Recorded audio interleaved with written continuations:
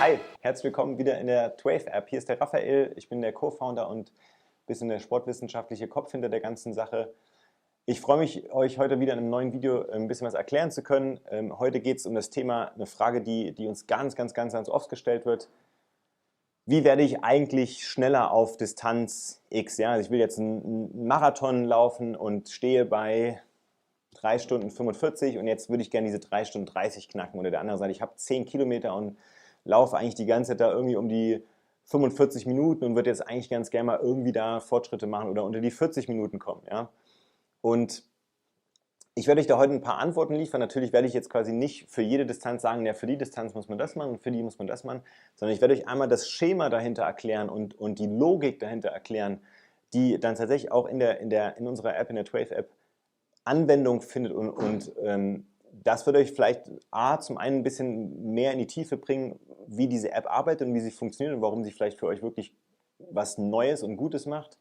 Und es wird euch aber auch so ein bisschen mit dem Wissen bestücken, dass ihr halt quasi die Dinge, die wir tun oder die wir vielleicht auch nicht tun, besser nachvollziehen könnt. Ne? Also wir weichen in vielen Momenten, glaube ich, auch von so ein bisschen dem generellen Status quo ab, was man so an Lauftrainingsplänen hier und da draußen findet, weil wir eben sehr über diese Effizienzgeschichte gehen. Das heißt, wir wissen einfach, ein Hobby-Amateurläufer hat nur die und die Zeit zur Verfügung, hat nur die und die Tage und wenn es wäre ganz einfach, das muss man tatsächlich dazu sagen, wenn die Antwort, wie werde ich schneller auf Distanz X, müsste mit einer Gegenfrage eigentlich beantwortet werden, wie viel Zeit, wie viele Ressourcen, wie viel Aufmerksamkeit kannst du denn diesem Training, diesem ganzen Thema generell widmen?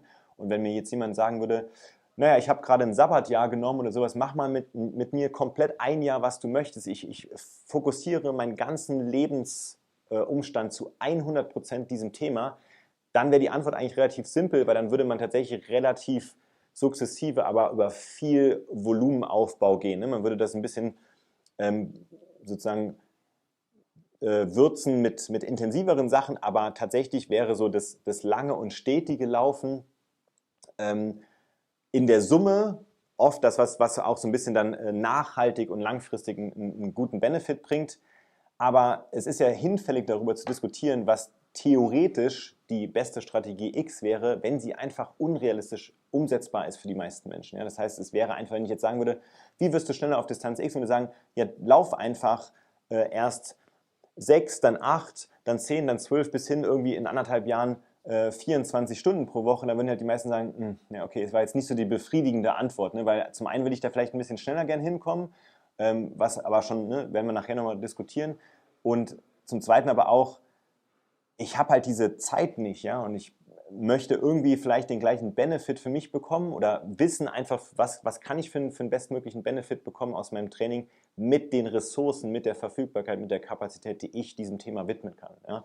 Und da wird es eigentlich spannend. Ich nehme euch mal direkt wieder so ein bisschen damit mit rein in eine logische oder theoretische Ableitung von dem Ganzen. Es gab ein Video, was wir vor kurzem gemacht haben, über das Thema wie lässt sich Stoffwechsel eigentlich irgendwie in der Anwendung des Laufens betrachten? Wie lassen sich verschiedene Leistungen erklären? Guckt euch das Video auf jeden Fall nochmal an. Das ist quasi jetzt sehr stark eine Anknüpfung an heute. Aber ich werde euch da nochmal ganz kurz abholen. Ja? Also ihr könnt euch das so vorstellen, verschiedene Leistungen lassen sich im Prinzip immer nachher erklären über verschiedene Fähigkeiten oder Skills, die jemand mitbringt. Ja? Wir unterteilen diese Skills in 3 große, gröbere Säulen. Das ist die Ausdauer, wir nennen das oft auch die Endurance, die jemand mitbringt, der Speed, also so ein bisschen die Spritzigkeit, die Schnelligkeit, und die Experience, was quasi eine Art Lauferfahrung, Lauftechnik, Laufeffizienz darstellt. Ja? Und kenne ich diese 3 Säulen oder diese 3 Skills von einer Person, kann ich eigentlich recht gut abbilden und erklären, was sie kann, und entsprechend aber auch Ansätze daraus ziehen, was müssten wir jetzt entsprechend tun, wie müssten wir dieses Skillset so umwandeln und so umformen, dass andere Leistungen plötzlich möglich sind, ja, oder mehr Leistung plötzlich möglich ist. Ja. Ich gebe euch mal hier ein Beispiel. Dieses Schaubild werdet ihr in dem anderen Video kennen. Guckt euch das, wie gesagt, gerne nochmal an, wenn ihr da ein bisschen erst an die Basis nochmal ran wollt. Im Grunde genommen sehen wir hier, das hier sind so Pacings, ja, das hier unten sind Distanzen, also quasi die Abhängigkeit von, wie schnell kann jemand auf Distanz x laufen. Generell, das hier ist ich habe das sehr pauschal hier mal aufgezeichnet, es hat jetzt keinen Anspruch auf Richtigkeit, es geht mehr um die schematische Darstellung von diesen Abhängigkeiten. Ja? Also jetzt hier nicht quasi die Kurven an den Zahlen genau ablesen und sagen, oh, das ist aber hier an der Stelle falsch. Das kann durchaus sein, ich habe das mehr so ein bisschen aus der Hand gezeichnet. Das ist so eine recht klassische Kurve, die wir oft sehen. Das heißt, wir würden jetzt einen Sportler X betrachten und würden sagen, okay, was kann der? Der kann auf 100 Metern hier unten die und die Schnelligkeit, der kann auf 1 Kilometern das, der kann auf 10 Kilometern das und irgendwie Richtung Marathon das. Ja? Und das läuft halt immer eigentlich flacher hier hinten raus, bis es sich aber auch irgendwie nicht mehr so viel dran dreht. Ja? Das heißt, ob ich jetzt quasi 40 oder 50 oder 60 Kilometer laufe, macht dann am Ende fast gar nicht mehr so einen Unterschied ob ich, im Pacing. Ja? Es macht ja einen riesen Unterschied, ob ich jetzt zum Beispiel 100 oder 400 Meter laufe. Ja? So eine klassische Kurve kann ich jetzt abbilden und wenn jetzt quasi ich das für einen Sportler X definiert habe, und der jetzt aber sagen will, ich möchte jetzt aber hier hinten meine Marathonzeit verbessern, dann weiß ich eigentlich automatisch, okay, das heißt für mich, wenn ich mal eine andere Farbe, du möchtest also irgendwie zu einem Profil kommen, was, wenn der explizit sagt, ich will auf Marathon besser werden, ja, dann heißt es ja, ich gehe im Umkehrschluss davon aus, wir wollen jetzt nicht unbedingt besser werden auf 100 Metern oder auf 1 Kilometer. Das ist jetzt quasi eher dann so, ja, wäre vielleicht nice to have, aber mein Ziel ist schneller werden auf zum Beispiel einem Marathon, ja, auf längeren Distanzen. Dann weiß ich, okay, wir müssen hier oben im Prinzip eine Anpassung bekommen. Das heißt, wir müssen hier einen Zuwachs bekommen und entsprechend würde die Leistungskurve vielleicht danach zum Beispiel so aussehen. Ja. Also ihr seht schon, die würde generell flacher ausfallen. Ja. Wenn jetzt jemand zu mir sagt, Marathon ist so gar nicht meins, ich will eigentlich wirklich so, ich habe mal Bock auf einen schnellen Fünfer oder ich mache hier eine schnelle 10 Kilometer oder vielleicht sogar noch kürzer, will quasi auf 3000 Metern oder auf 1000 Metern mal so richtig einfach wissen, was geht. Vielleicht haben wir sogar auch irgendwie jemanden, der affin ist zu Mannschaftssport und sagt, ich will eigentlich so richtig spritzig und mich interessieren sogar 100 Meter oder andere Distanzen. Dann wüsste ich natürlich im Umkehrschluss, nehmen wir mal nochmal eine zweite Kurve hier mit rein, wir wollen irgendwo hier einen Zuwachs bekommen, ja, und müssten entsprechend eine Kurve bauen, die sieht ganz anders aus, die würde hier steiler reinkommen, ja, und dafür aber dann hier wahrscheinlich auch ein bisschen flacher abfallen. Ja.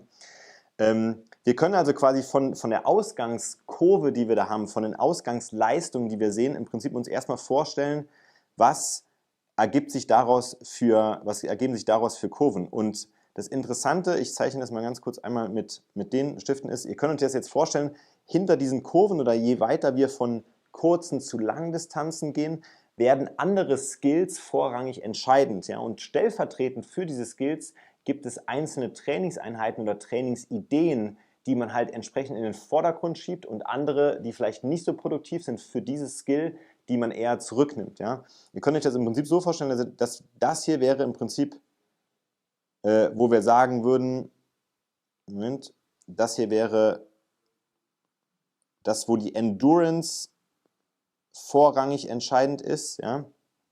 Und wir können vielleicht sagen, das hier, diese Zeiten,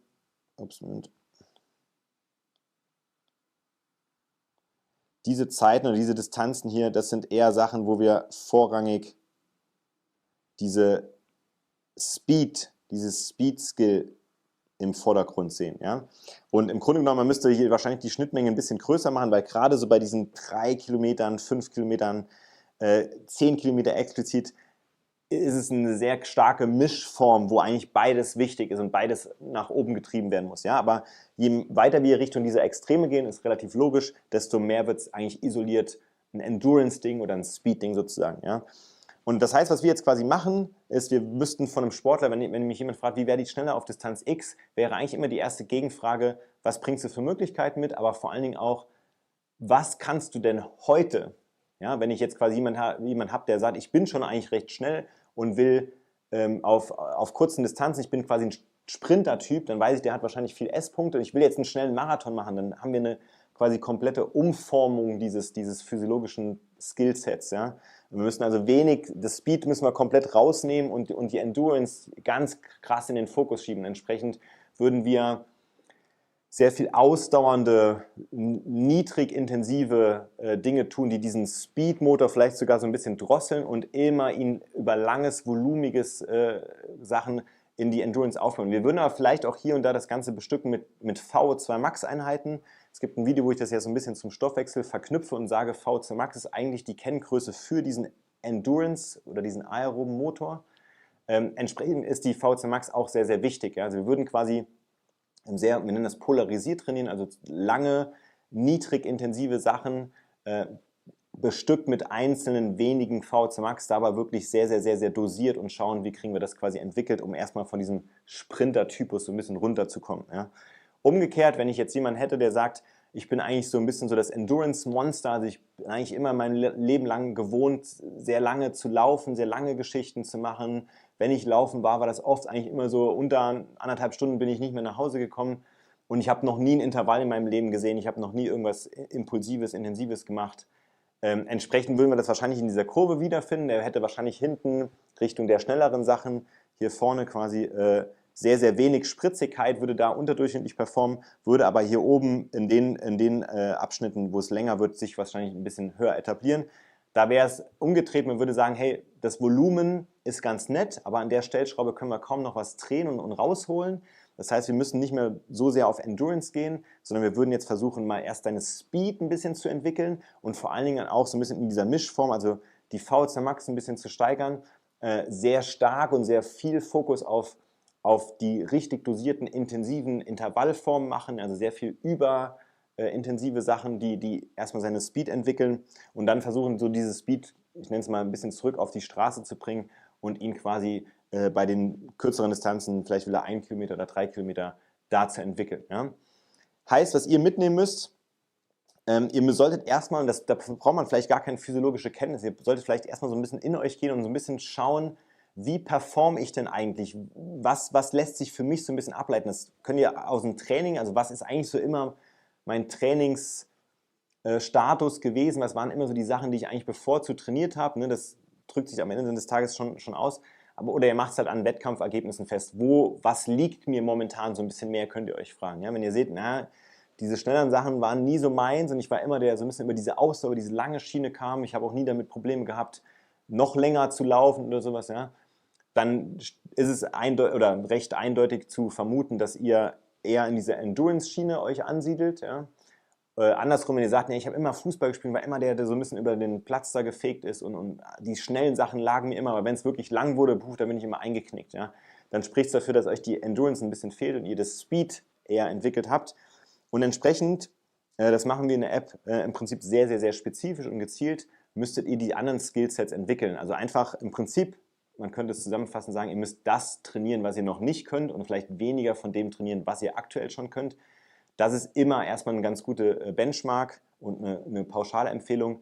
Wenn ihr da spezifischere Empfehlungen wollt oder jetzt wirklich sagt, auf Distanz 3000 Meter, ich weiß aber nicht genau, wo ich damit heute stehe, checkt einfach mal die App aus. Sie macht mit einem kleinen Assessmentlauf und importierten Daten, die ihr vielleicht aus der Vergangenheit mitbringt, eine sehr, sehr, sehr, sehr gute Einschätzung dieses Skillsets.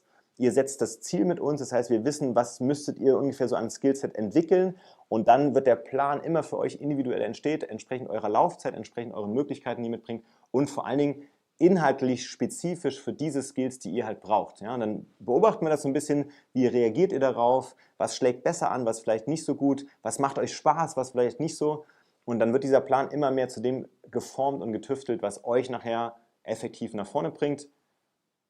Ich hoffe, ihr konntet davon ein bisschen was mitnehmen. Wie gesagt, checkt es gerne mal in der 12-App aus. Wir haben versucht, das da abzubilden und hoffentlich treffen wir dann den Nerv, was euch Spaß macht und euch wirklich weiterbringt. Bei Fragen gerne einfach auf uns zurückkommen oder hinterlasst uns einen Kommentar. Das war es erstmal zu dem Thema. Wir werden jetzt in den nächsten Videos ein bisschen da nochmal in die Tiefe gehen. Wie kann ich mir Stagnieren erklären, solche Geschichten. Ich hoffe, ihr konntet hier erstmal was mitnehmen. Wir sehen uns hoffentlich beim nächsten Video. Viel Spaß bis dahin. Macht's gut.